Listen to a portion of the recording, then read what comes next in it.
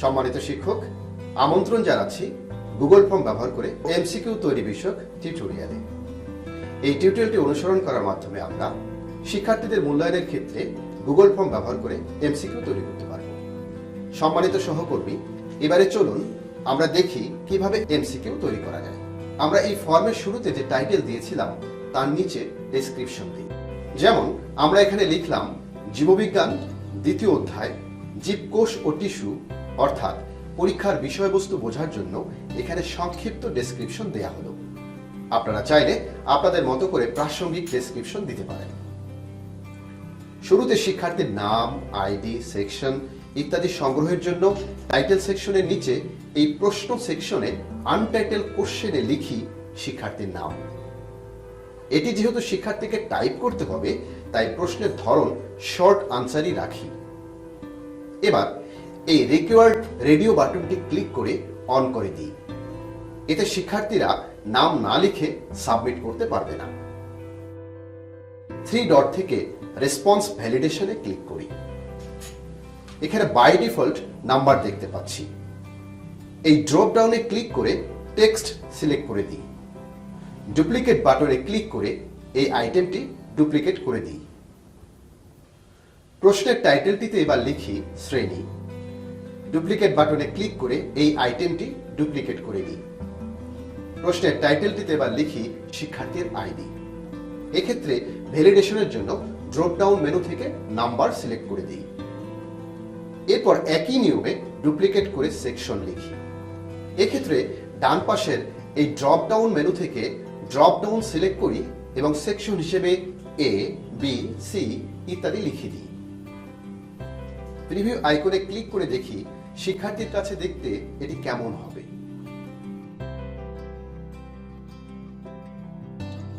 এবার ডান দিকের এই ফ্লোটিং মেনু বার থেকে অ্যাড সেকশনে ক্লিক করি। এখানে আনটাইটেল সেকশনের স্থানে এমসিকিউ টাইপ করি। ডেসক্রিপশন বক্সের শর্তাবলী উল্লেখ করি, যেমন সকল প্রশ্নের উত্তর দিতে হবে, প্রতিটি প্রশ্নের মান 1। এবার ডান দিকের এই ফ্লোটিং মেনু বার থেকে প্লাস চিহ্নিত অ্যাড কোশ্চেন বাটনে ক্লিক করি। প্রশ্ন সেকশনে এখানে প্রশ্ন টাইপ করি। প্রশ্নের category by default multiple choice থাকে। এই ক্যাটাগরি ব্যবহার করে এমসিকিউ প্রশ্ন তৈরি করব। এই ড্রপ ডাউন আইকনে ক্লিক করে বিভিন্ন ক্যাটাগরির প্রশ্ন সেট করা যায়। এবার অপশনগুলো দিয়ে দিই। একটি অপশন টাইপ করে কিবোর্ডের এন্টার কি প্রেস করলে নতুন অপশন অ্যাড হবে, অথবা এই অ্যাড অপশনে ক্লিক করেও নতুন অপশন অ্যাড করা যায়।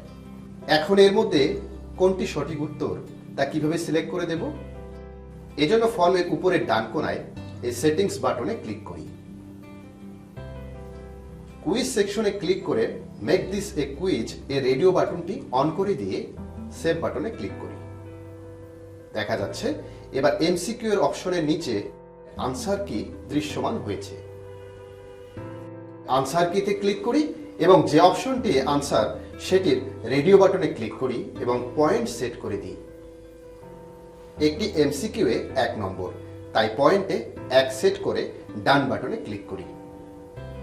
এই মোর বাটনে ক্লিক করে শাফল অপশন অর্ডার সিলেক্ট করে দিই। তাহলে শিক্ষার্থীদের কাছে অপশনগুলো শাফল হয়ে যাবে। এই ডুপ্লিকেট বাটনে ক্লিক করি ও এই প্রশ্নটির প্রয়োজনীয় এডিট করে অন্য একটি প্রশ্ন ও অপশনগুলো টাইপ করি। আবার এই ডুপ্লিকেট বাটনে ক্লিক করি এবং আইটেমটি ডুপ্লিকেট করে নিই। সম্মানিত শিক্ষক, চলুন এখানে একটি বহুপদী সমাপ্তি সূচক এমসিকিউ দিই।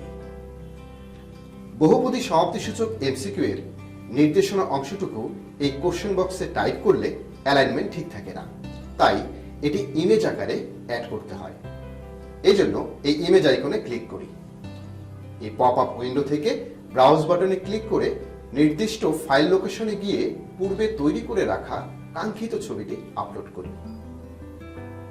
এবার বহুপদী সমাপ্তি সূচক এমসিকিউ এর নিয়ম অনুসারে 4টি অপশন দিয়ে দিই।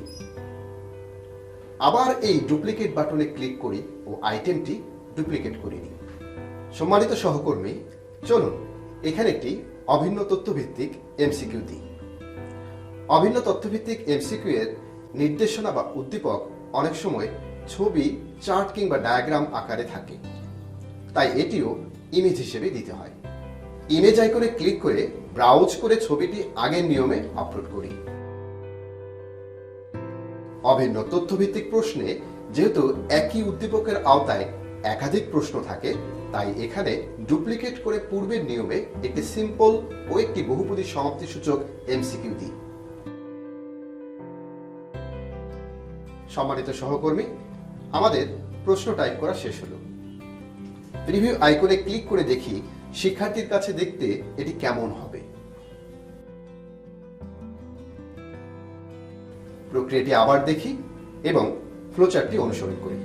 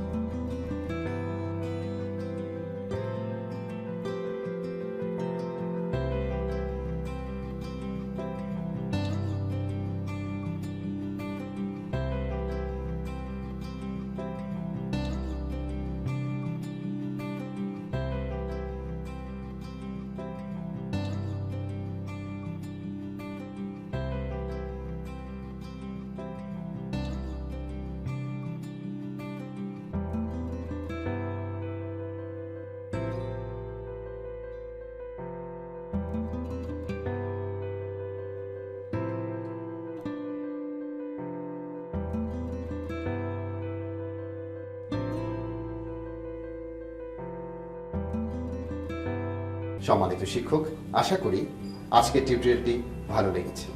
এতক্ষণ সাথে থাকার জন্য ধন্যবাদ।